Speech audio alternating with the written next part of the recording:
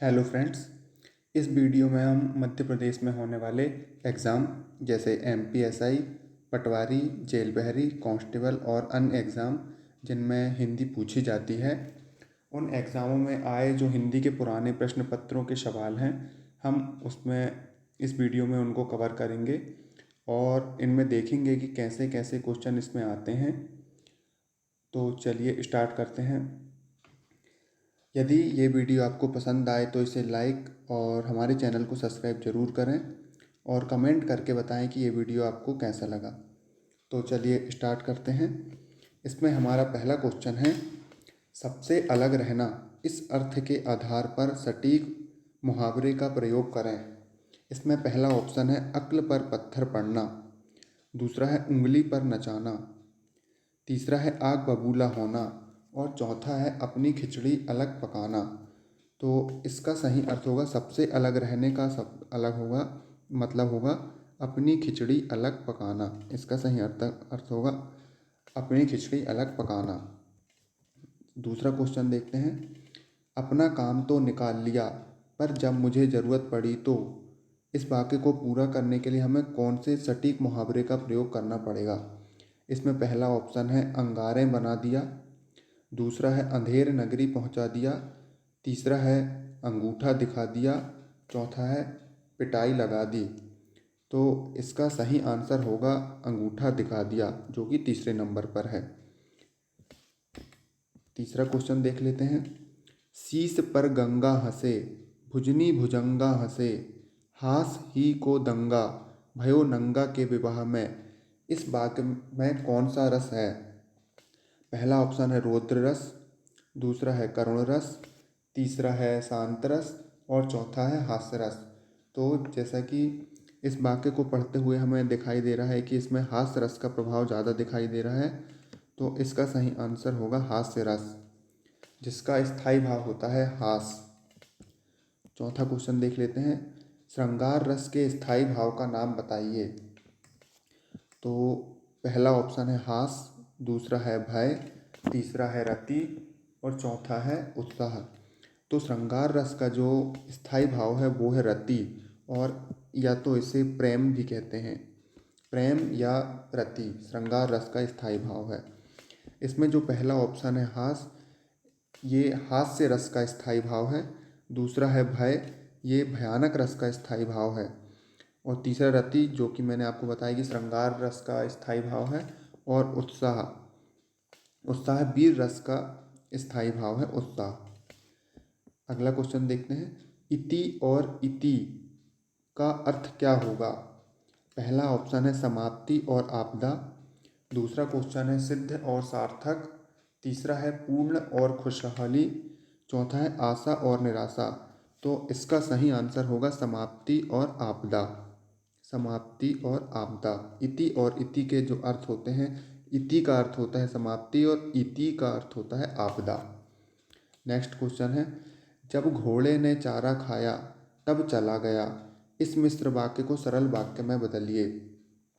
पहला ऑप्शन है चारा खाकर घोड़ा धुमक्कर चलने लगा, दूसरा है खारा चारा खाकर घोड़ा चला गया, तीसरा है घोड़े ने स्वादिष्ट चारा खाया और चलते बना, चौथा है घोड़े ने चारा खाया और पेट फुलाकर चला गया। तो इसका सही आंसर, इसका जो सरल वाक्य होगा वो होगा चारा खाकर घोड़ा चला गया। जब घोड़े ने चारा खाया तब चला गया, ये मिश्र वाक्य है, इसे सरल वाक्य में बदलेंगे तो उसका होगा चारा खाकर घोड़ा चला गया। अगला क्वेश्चन देखते हैं, करुणे क्यों रोती है, उत्तर में और अधिक तू रोई। मेरी विभूति है जो, उसको बहुभूति क्यों कहे कोई। इसमें कौन सा रस है। तो पहला ऑप्शन है वीर रस, दूसरा है करुण रस, तीसरा है हास्य रस और चौथा है शांत रस। तो इसका जो सही आंसर होगा वो होगा करुण रस, करुण रस इसका सही आंसर होगा। आठवां क्वेश्चन है, दूर का लड्डू सुहावना होता है। इस वाक्य का शुद्ध रूप लिखिए। पहला ऑप्शन है दूर की ढोलक विचित्र होती है, दूसरा है दूर के झोल सुहावने होते हैं, तीसरा ऑप्शन है दूर का गाना बजाना सुहाना होता है, और चौथा ऑप्शन है दूर के ढोल सुहावने होते हैं। तो इन दो ऑप्शनों में आपको कंफ्यूज नहीं होना है। सही आंसर होगा दूर के ढोल सुहावने होते हैं। ये आपने बहुत जगह में सुना होगा। इसका सही आंसर हो जाएगा दूर के ढोल सुहावने होते हैं, ना कि दूर के झोल सुहावने होते हैं। नेक्स्ट क्वेश्चन है, अह देखो टूटता है ना तारा, पतन दिल जले के गात का हो रहा है। इस उदाहरण में कौन सा अलंकार है? पहला ऑप्शन है यमक अलंकार, दूसरा ऑप्शन है उत्प्रेक्षा अलंकार, तीसरा ऑप्शन है रूपक अलंकार और चौथा ऑप्शन है उपमा अलंकार। तो इसका सही आंसर होगा उत्प्रेक्षा अलंकार। उत्प्रेक्षा अलंकार इसका सही आंसर होगा। अगला क्वेश्चन देखते हैं, ऑडिट ऑफिसर का सही हिंदी पारिभाषिक शब्द क्या होगा? पहला ऑप्शन है वित्त अधिकारी, दूसरा ऑप्शन है आहरण अधिकारी, तीसरा ऑप्शन है लेखा परीक्षा अधिकारी, चौथा ऑप्शन है संवितरण अधिकारी। तो ऑडिट ऑफिसर का सही आंसर होगा लेखा परीक्षा अधिकारी। लेखा परीक्षा अधिकारी इसका सही आंसर होगा। इसमें पहला ऑप्शन है वित्त अधिकारी, तो वित्त अधिकारी का ऑप्शन होगा फाइनेंस ऑफिसर। दूसरा ऑप्शन है इसका आहरण अधिकारी, तो आहरण अधिकारी का ऑप्शन होगा ड्राइंग ऑफिसर। ड्राइंग ऑफिसर इसका सही आंसर होगा। इसलिए जो ऑडिट ऑफिसर है उसको हम लेखा परीक्षा अधिकारी कहते हैं। नेक्स्ट क्वेश्चन है, उसने अपने मित्र का पुस्तकालय खरीदा। इस वाक्य को मिश्र वाक्य में बदलो। इसमें पहला ऑप्शन है हमने उस पुस्तकालय को खरीदा जो उसके मित्र का था। दूसरा ऑप्शन है उसने उस पुस्तकालय को खरीदा जो उसके मित्रा का था। तीसरा ऑप्शन है उसने उस पुस्तकालय को खरीदा जो उसके मित्र का था। चौथा ऑप्शन है उसने उस पुस्तकालय को खरीदा जो उसके मित्र का था। तो इसमें हम पहला ऑप्शन देखेंगे, तो उसमें हमने उस पुस्तकालय को खरीदा जो उसके मित्र का था, जबकि यहाँ हमने की जगह उसने आता, उसने खरीदा है क्योंकि, तो ये क्वेश्चन ऑप्शन गलत हो जाएगा। दूसरा ऑप्शन है उसने उस पुस्तकालय को खरीदा जो उसके मित्रा का था। यहाँ पर जो मित्र की जगह मित्रा लिख दिया है, मतलब शब्द को गलत लिख दिया गया है, तो इसलिए ये ऑप्शन भी नहीं होगा। तीसरा ऑप्शन है, अब पहले चौथा ऑप्शन को देख लेते हैं, उसने उस पुस्तकालय, इसमें यहाँ पर पुस्तकालय को गलत लिख दिया है, इसलिए चौथा आंसर भी नहीं होगा।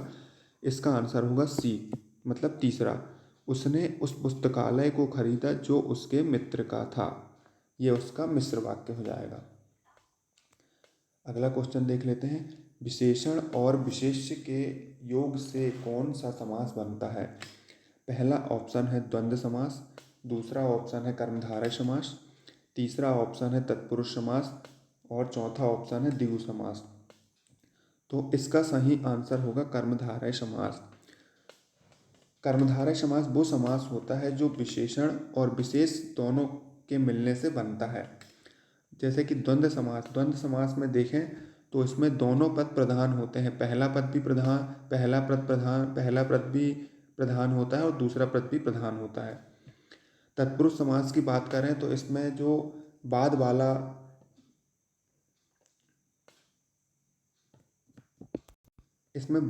पद प्रधान होता है तत्पुरुष समास में।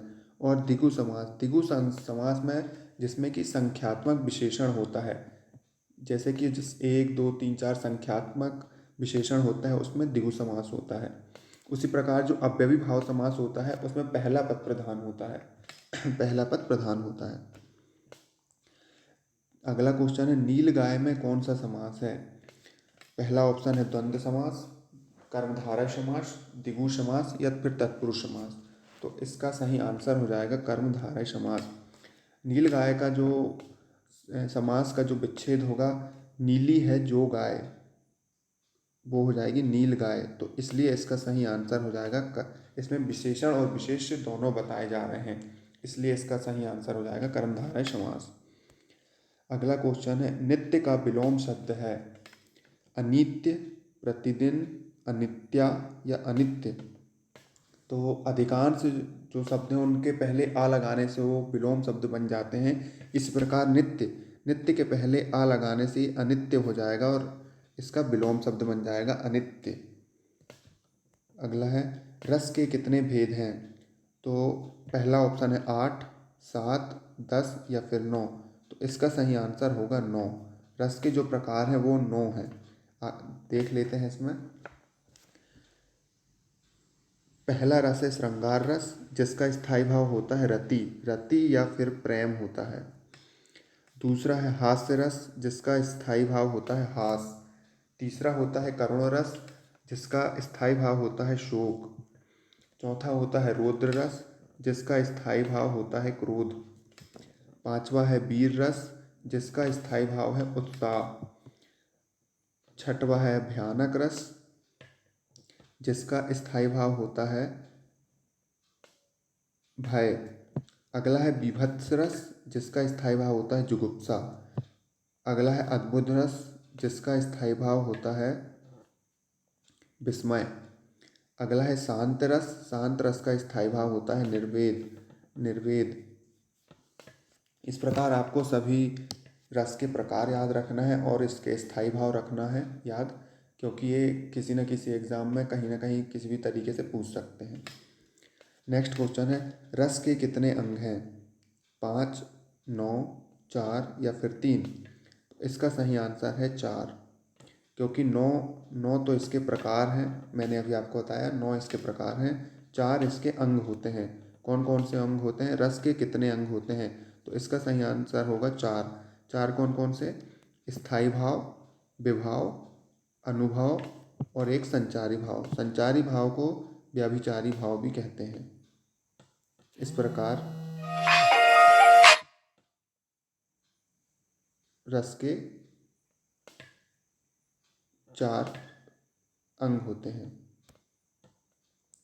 अगला क्वेश्चन है किसी खालिस्तान विचार अथवा भाव के विस्तार को पल्लवन कहते हैं। तो इसका सही आंसर है सुगठित और गुम्फित, सुगठित और गुम्फित।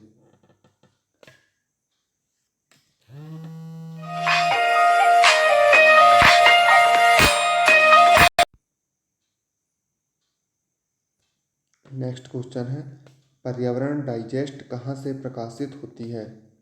तो जो पर्यावरण डाइजेस्ट नाम की पुस्तिका है वो रतलाम से प्रकाशित होती है, रतलाम। नेक्स्ट क्वेश्चन है पति का पर्यायवाची है। पहला ऑप्शन है बल्लभ, दारा, भागिनी या फिर भ्राता। तो इसका सही आंसर है बल्लभ। पति का जो पर्यायवाची शब्द है, पर्यायवाची मतलब समानार्थी शब्द भी होता है, तो इसका सही अर्थ है बल्लभ। अब इसमें भगिनी, भगिनी बहन का पर्यायवाची शब्द है, और जो भ्राता है वो भाई का पर्यायवाची शब्द है। इस प्रकार आप देख सकते हैं कि पति का जो पर्यायवाची शब्द होगा वो बल्लभ होगा। नेक्स्ट क्वेश्चन है प्रादुर उपसर्ग से बना शब्द है। दो प्रकार की चीज़ होती है, उपसर्ग और प्रत्यय। तो आपको याद रखना है कि जो उपसर्ग होते हैं वो शब्द के पहले लगते हैं, और जो प्रत्यय होते हैं वो शब्द के बाद में लगते हैं। तो इसमें पहला ऑप्शन है प्रचुर, तो ये तो होगा नहीं। इसमें प्रादुर्भाव, इसका सही आंसर हो जाएगा प्रादुर्भाव। प्रादुर्धन अभाव से मिलकर बनेगा, अभाव के पहले प्रादुर लगा देंगे तो प्रादुर्भाव हो जाएगा। Thank you so much. यदि ये वीडियो आपको अच्छा लगे तो इसे लाइक्स और सब्सक्राइब जरूर करें चैनल को। मिलते हैं नेक्स्ट वीडियो में। थैंक यू सो मच, धन्यवाद।